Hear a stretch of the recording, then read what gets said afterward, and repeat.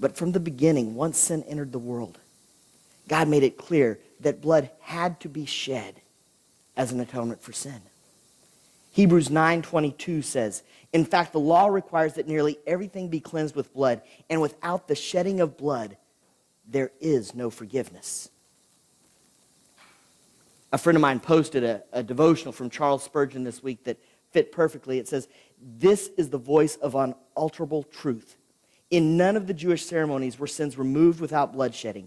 In no case, by no means, can sin be pardoned without atonement. It is clear then that there is no hope for me outside of Christ. For there is no other bloodshedding which is worth a thought as an atonement for sin. Sin will yield to nothing less potent than the blood of him whom God hath set forth as a propitiation. The only restorative for a guilty conscience is the sight of Jesus suffering on the cross. Oh, how sweet to view the flowing of my Savior's precious blood with divine assurance, knowing he has made my peace with God. The truth is, the cross is very divisive. It's a matter of perspective and what you focus on. D.A. Carson stated it is something like this: if you want to see judgment, look at the cross.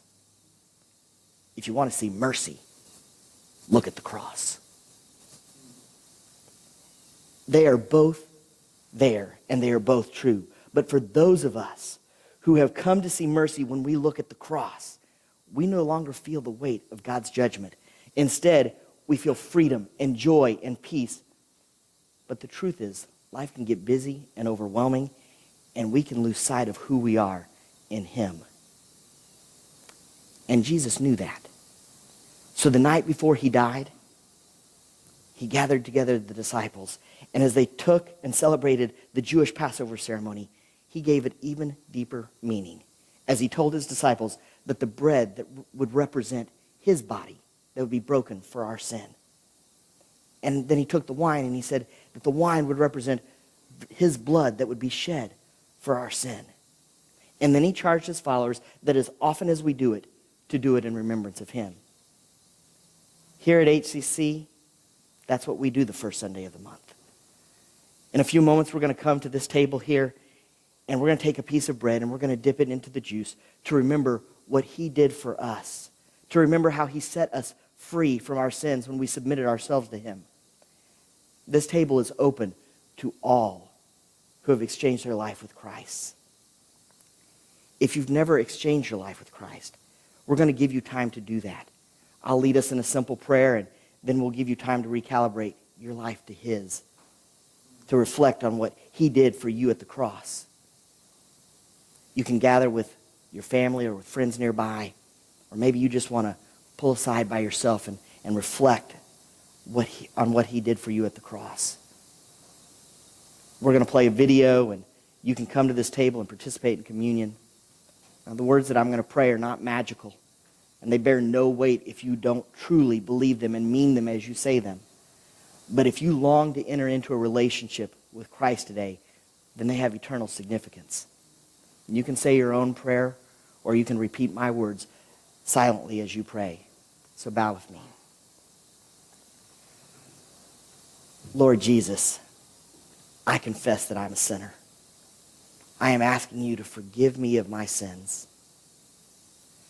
Not because I'm worthy of forgiveness, but because I am placing my faith in your Son's death on the cross and in his resurrection 3 days later. I am asking you to seal me with your Spirit, that I might experience your presence and power. Help me to study your word, to understand it, and to live it out in a way that brings you glory and honor and helps others to see you. Well, if you are ready for Kids Connection 5, Sarah's standing back there. She looks like my daughter. I'm not real sure. She's in the shadow back there. So she's standing back there ready for you guys. I'm going to give you just a few really fast announcements. Really, there's stuff on the connection wall. You need to go to the Heights community page, click on the calendar, any of those things on the calendar. If you click on them, it'll give you all the descriptions. But I want to update you a few things. Peanut butter, thank you for those that brought it. I see it's still coming out there, which is fine. We will get it there. I got a call last Monday morning. Hey, bro, remember we had lunch? You told us you were collecting peanut butter? Yeah. Had my kids collect some peanut butter. So swung through their place, picked up their peanut butter too, and we stopped counting at 250 jars. So that's kind of what it looked like. I think is there a picture up there, Josh, of what it looked like when we dropped that off? Keith was with me. Oh, well, okay, don't worry about it. But we had there it is. That's what it looked like over there. We stopped counting at 250. We may do it again, but that'll get them through the spring semester, they said, with what they have. So we're excited about that. So thank you for that. Secondly, yesterday, we just had a blast. Well, Friday night and Saturday at our dudes weekend. We did all thing dudes. You can kind of see some of what was going on out there, throwing concrete balls and hatchets and saws. And some of the guys are going, hey, I didn't know how many muscles you used when you tried to saw a telephone pole in half this way. But here's what I want to do. If you went with us on our dudes weekend, I want you to stand up. I'm going to give up some of my sermon time here. This was a total surprise. So if you went, stand up with me. The rest of you, stand up. Go find one of those guys and gather around and find out what the best thing about this weekend was. So you guys stand. The rest of you need to move. So some of y'all in the back, sorry about your luck. Sit closer. You won't have to walk so far. So go find somebody and ask them what the best part was.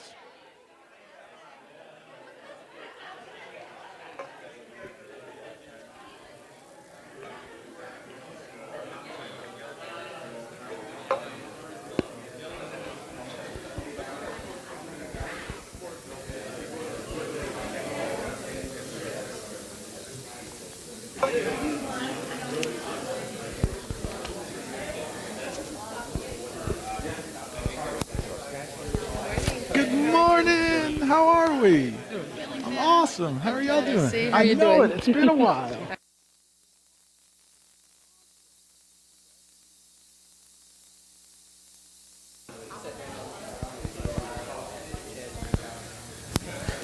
About 30 seconds.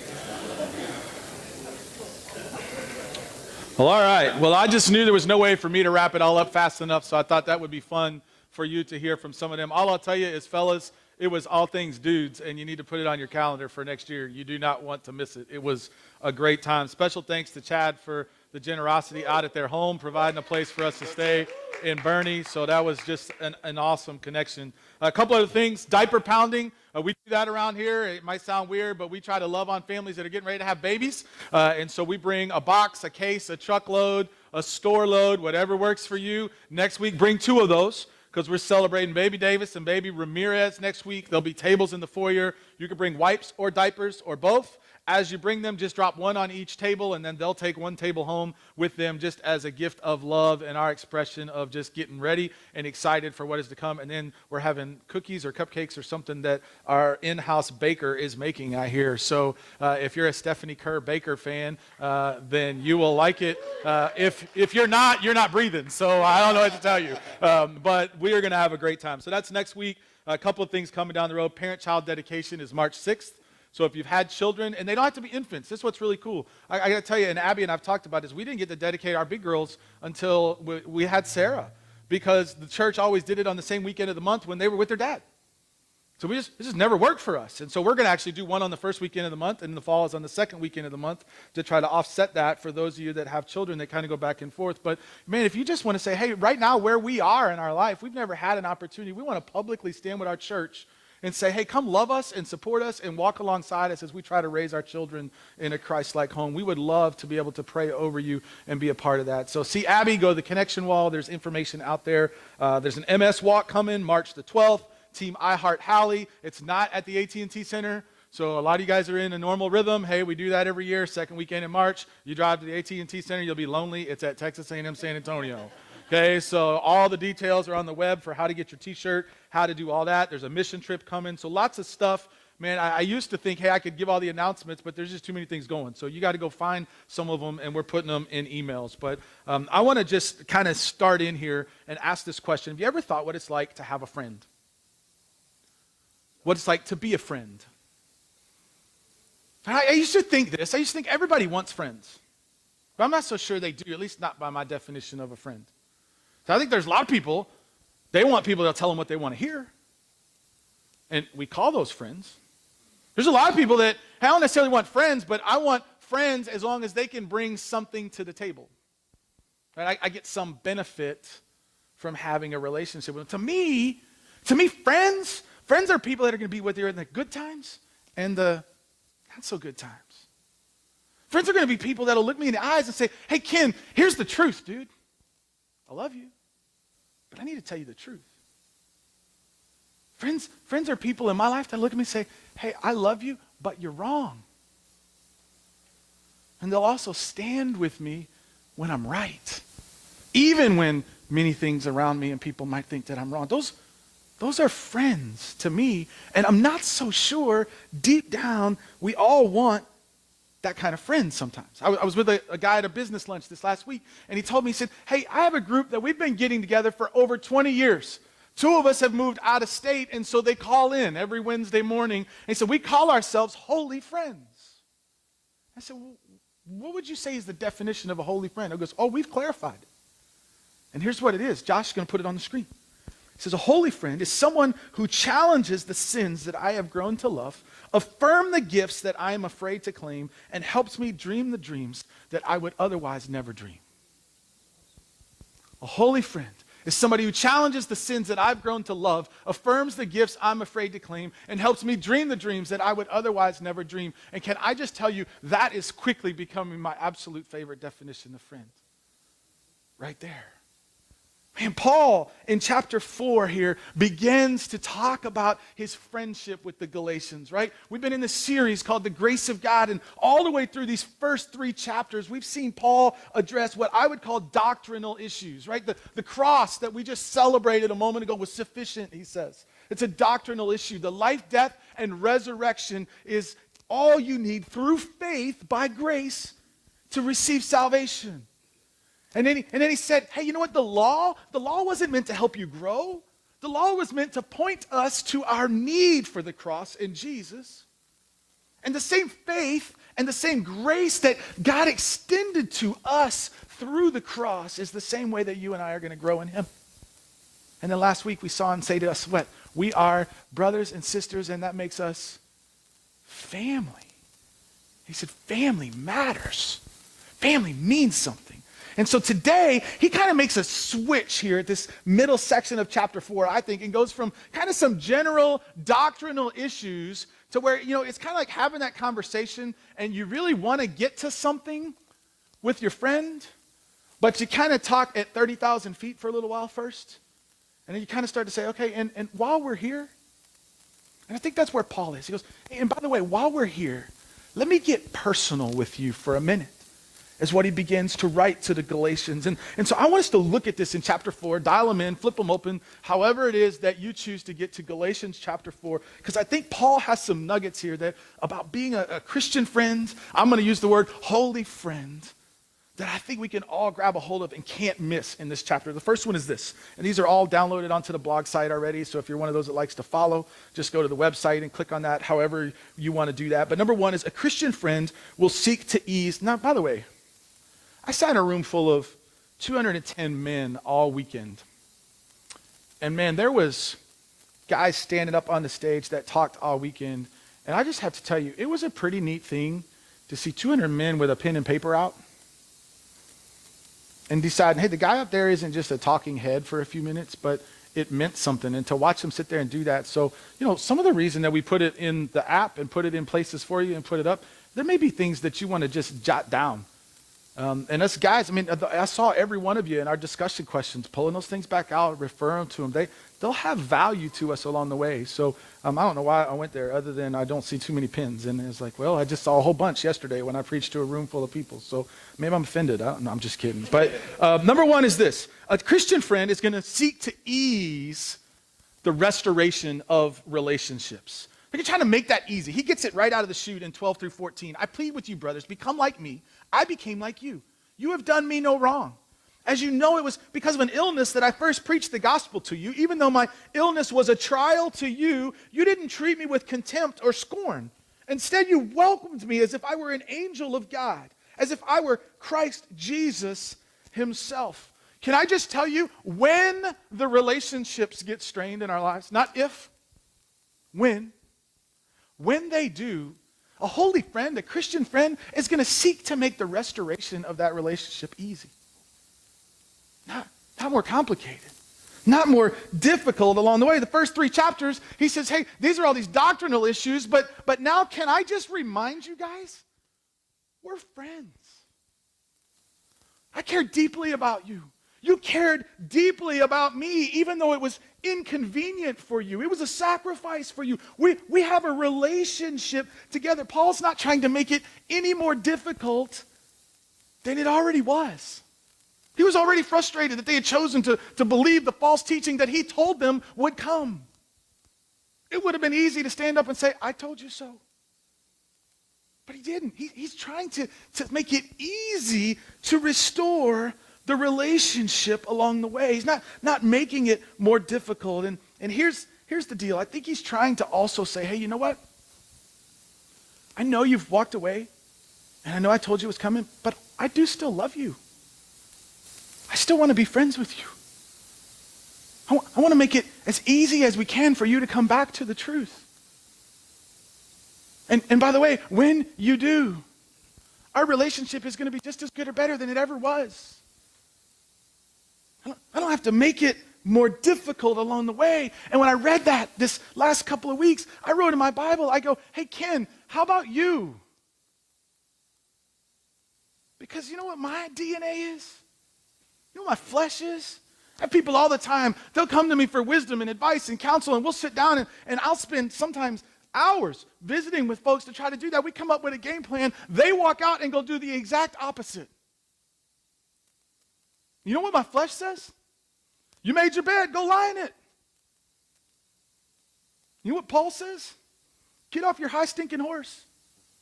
And don't let your own pride get in the way of somebody else growing in who God is. And stop making it difficult for people to restore relationship. And go make it easy. It's already difficult. Don't let your own pride, Ken, get in the way of them growing in who God is. It's not about you, big boy, is what I wrote in my Bible. And he makes it easy to restore the relationship. And so we have to start asking the question, man, you know what? When we have that struggle, are we making it easy or are we making it difficult?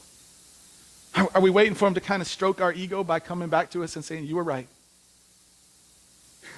Or are we pursuing them with a relentless fervency, prayed up and ready to go extend his grace to restore the relationship and to draw them back into truth? See, a holy friend will make it easy for our family, as he said last week, brothers and sisters, to be returned to the gospel. Number 2 is this. A Christian friend reminds others, and I just said this, who they are in Christ. Look at verse 15.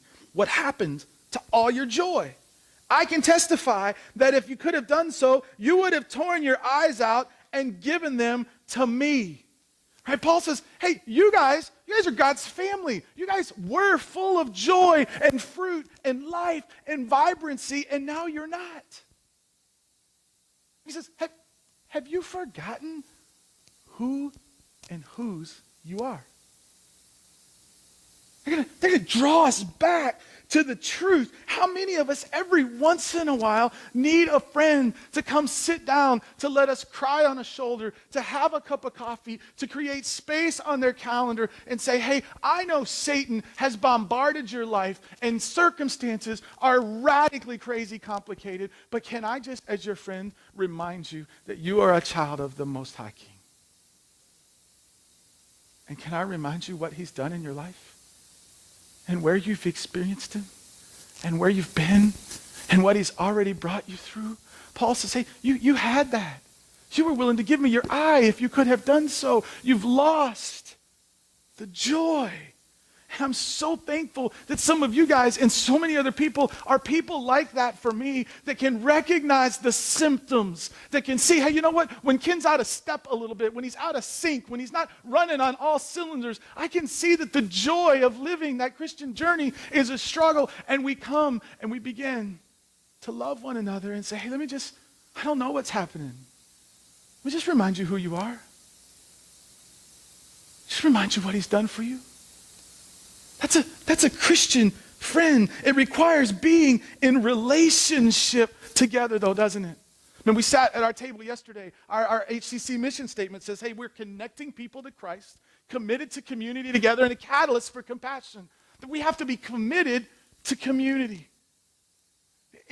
And that word is a big word. Which one? Committed. You don't even like to say it. It's a big word. We can't get an RSVP to save our lives in today's culture. Why? You put it on your calendar. You won't tell us you're coming because you might get a better offer an hour before. So we got to plan for the whole kit and caboodle all the time because nobody's willing. We have to be committed to community, you guys. I sat at a group of men going, hey, these are struggles in my life. You know what one of the challenges is? We don't have 2 or 3 other guys that we're willing to commit to share life with so intimately that they can recognize the symptoms that I'm out of sync. It takes commitment. It takes sacrifice, take time. It'll take intentionality and strategic planning on our calendar and how we spend our time. And in a church like this, you can't know everybody, but we better have 2 or 3 families in here that we know and share and have such an intimate relationship with, that they can see, hey, you know what? Things aren't clicking on all cylinders over there. Let me go see what's going on. Because I need to go remind them who they are. That's what a Christian friend does. Number 3 is this. They're also going to speak the truth. This one's hard. 4:16, he says, have I now become your enemy, right? By telling you the truth. Paul shared the truth with the Galatians. He shared with them, you have deviated, you have walked away from the gospel message and who God is. And I don't know about you, but there are times on both sides of that fence that it is very not fun and uncomfortable. And it's hard sometimes to hear the truth, isn't it? It's hard to hear that I've steered away, that I've veered away from the path that I'm supposed to be on. It's hurtful sometimes to hear it initially. It's even hard to sit down and share it with people sometimes. Hey, man, I got to talk to you. I got to tell you something. I mean, there have been times in my life where I've run a marathon to run a 10-yard run. Because I'm just trying to figure out how to get there. Because it's hard to deliver. But you know what a holy friend does? Holy friend tells us the truth. As Paul said to the church in Ephesus, in love. They don't pick up a rock. They come sit down and put their arm around us.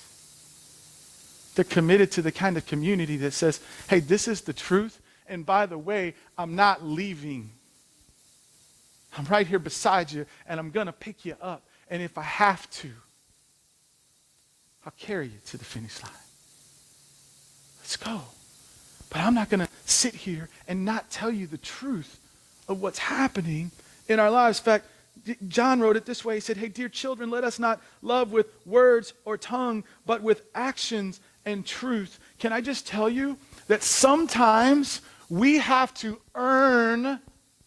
make deposits in people's lives long enough to tell the truth? I don't think we're just given that one initially. Hi, my name's Ken. What's your name? Ed. Nice to meet you. Hey, can I tell you something? Sure. Hey, that doesn't work. Yeah, it works because we have a relationship. That doesn't work with the guy you just met in the elevator, right? I mean, it takes time. It takes investment. We have to earn the right to have a relationship, to be heard. Catch this. Loving people is not a one-time event. It is ongoing.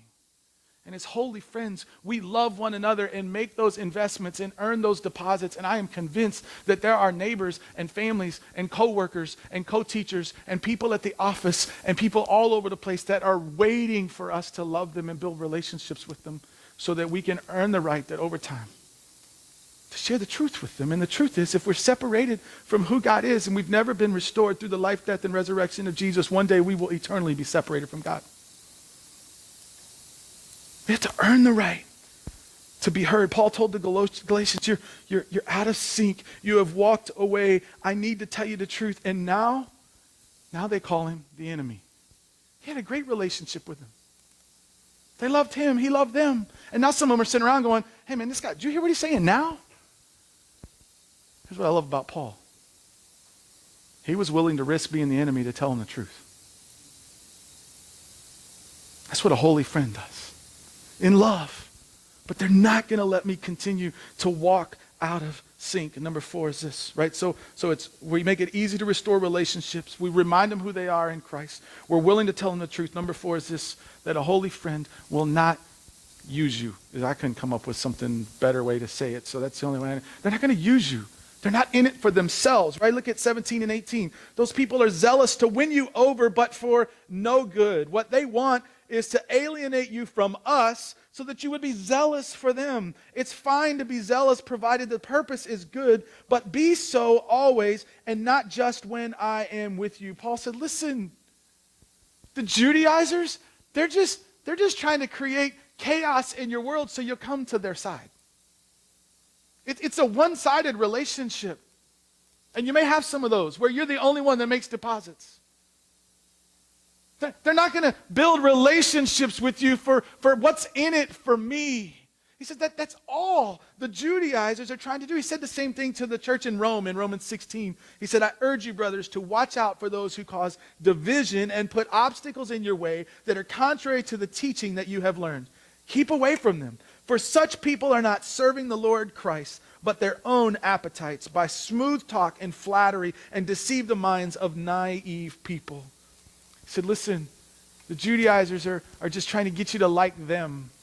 And can I just tell you, and I put in my Bible at home as I was reading through this, I just put watch out. Because I think this same thing is happening sometimes from the pulpit in today's world. And we try to get you to chase after us. I've got all these great strategies and all these things that we're doing. And if I am not a deflection to him, I said, Ken, watch out for pride because it'll cloud your vision. Watch out. As pastors, we can fall into that same place and not even know it if we're not careful. So, man, I'm trying to woo you away from who God is and what he's doing to get you to follow it the way that I see. Be careful, I wrote. Man, I think that stems from, I wrote two kinds of things, right? Immature, childish behavior is that, hey, well, if you want to be my friend, then you can't be their friend. All right, 3, ever have 3 kids at your house that aren't your own? How'd that work out for you? Yeah, I don't know what it is. But it's that immature, childish, sometimes it's pride a little bit. If it's not that side, then it really falls into this cultish side over here. This is say you can come in, but you can't be friends with anybody on the planet that doesn't buy all into what we say. We're going to create division.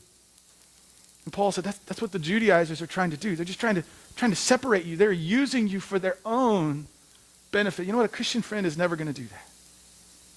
It's not about what you bring to me, to the table that matters.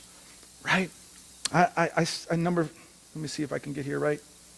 I lost my place.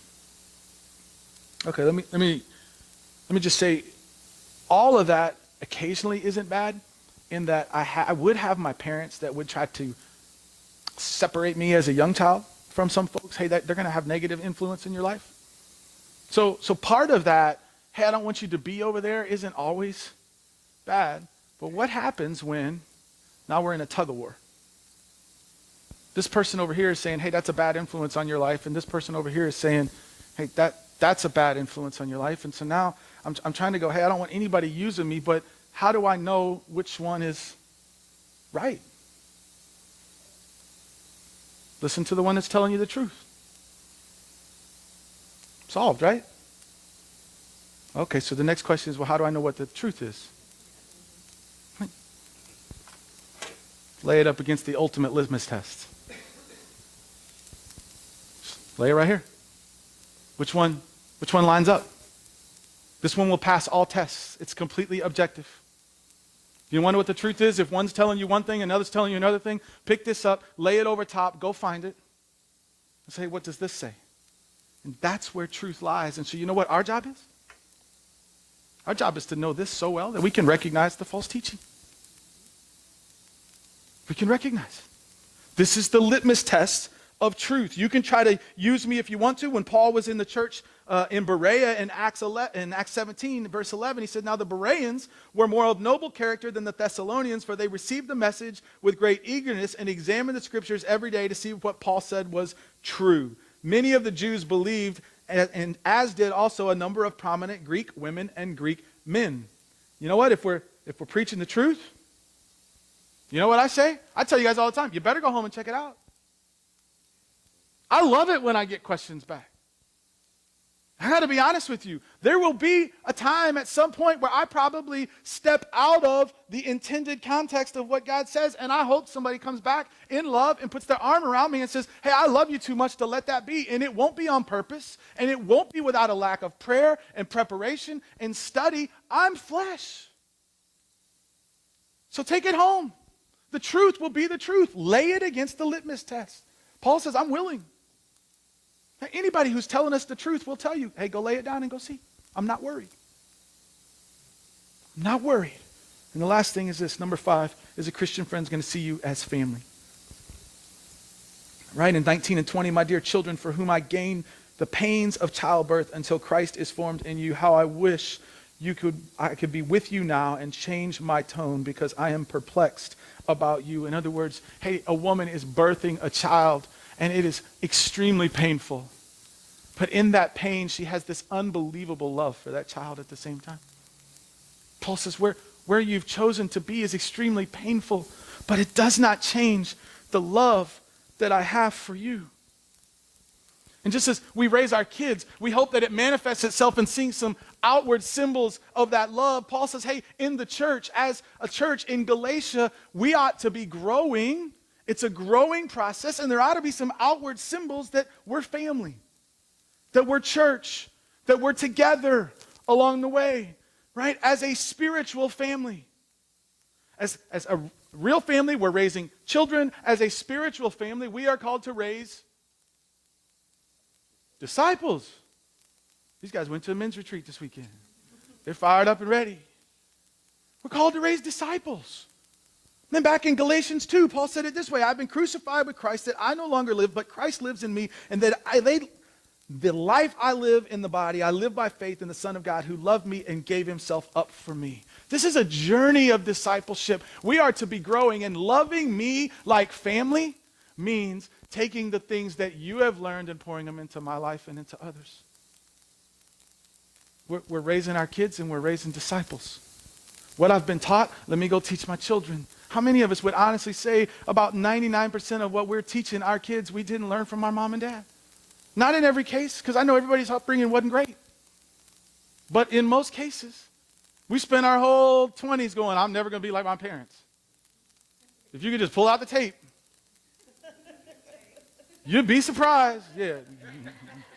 There wasn't tape when some of y'all were around, but photo album, and y'all don't know what those are, but that you peel the thing back and there's black and white on the inside, right? I mean, if you could go back and look, we'd realize we're doing the same thing. We got to do the same thing together. That's loving our family. That's saying, hey, 4 o'clock in the morning is the only time you can get up. I'll make it work. Let me go pour into you what someone has poured into me. That's being a holy friend. That's loving one another as family. And some of us, my guess is, we haven't experienced friendship like this. Maybe we haven't had somebody in our life that said, hey, you know what? I'm going to love you and I'm going to speak the truth to you. And I've built a relationship with you in such a way that I've earned that right. And I'm going to make that investment. Maybe our relationships have been, man, somebody's always trying to drag something out of us. I got several buddies. I love it. I love it, hate it. They're professional athletes. And those guys get bombarded all the time. And our relationship is special. And in 20 years since college, I have yet to allow one of those guys to ever pay. Now, that's the bad news. It's a crazy thing, right? Because they like to eat at good places. But I always feel like, you know what? Everybody always wants something from them. Everybody always wants something from them. So here I am trying to figure out how to make it work, and he's got a $48 million contract, and I'm buying dinner at Ruth Chris. This doesn't make any sense because they picked the dinner spot too. I was good with Taco Bell, but they get to pick it. You know, but maybe you haven't had a friend that said, hey, I don't want anything from you. Maybe you haven't had a friend who just wants to put their arm around you and say, hey, let's make it work. What time works for you? Or maybe you've heard Paul today and been challenged as I was radically challenged this week. And I just wrote at the top, what kind of friend are you, Ken? And I'm realizing there are so many places here that God says, I want to do a work in you. I want to create a softer heart in you, Ken. Because you like to say, I told you so. Can I do a work in you there? So that you'll come back and make it easy to restore. Because your heart is broken for where they are. Instead of prideful for wanting to be right. It's a great word about what it means to be a friend. How easily are we trying to restore the relationships? Are we reminding people whose they are? Or are we just giving them kin advice? Man, are we using them for our own glory or for their own sake? Are we loving them like family and pouring into them along the way? And are we loving them enough to be willing to share the truth in love? Whatever the risk of that means. Because that's what Paul has modeled for us as a holy friend. Father, I thank you so much for loving me enough to share your truth.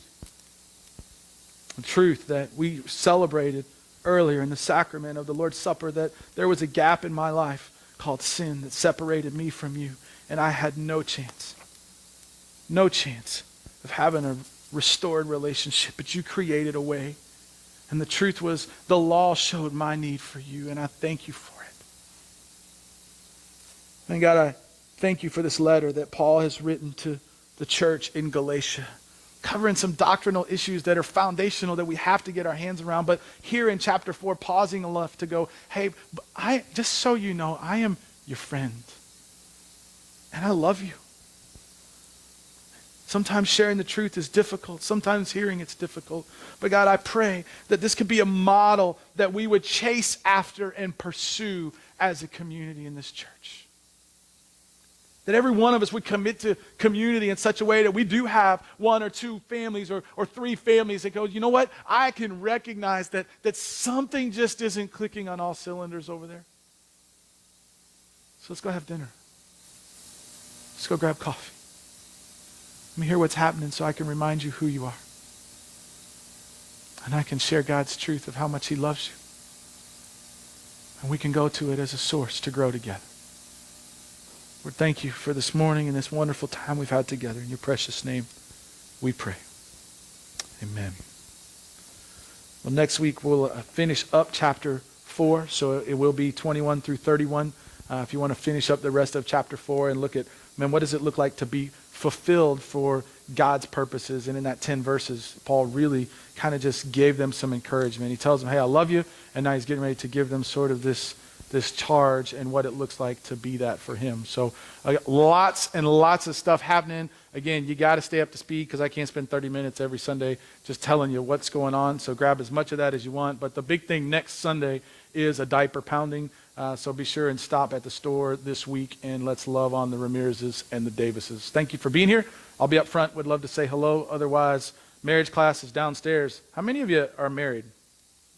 How many of you have ever had a struggle in a conversation about money? Yeah, well, that's what we're diving into downstairs. So if you want to come have some fun, we will be downstairs at 10:45.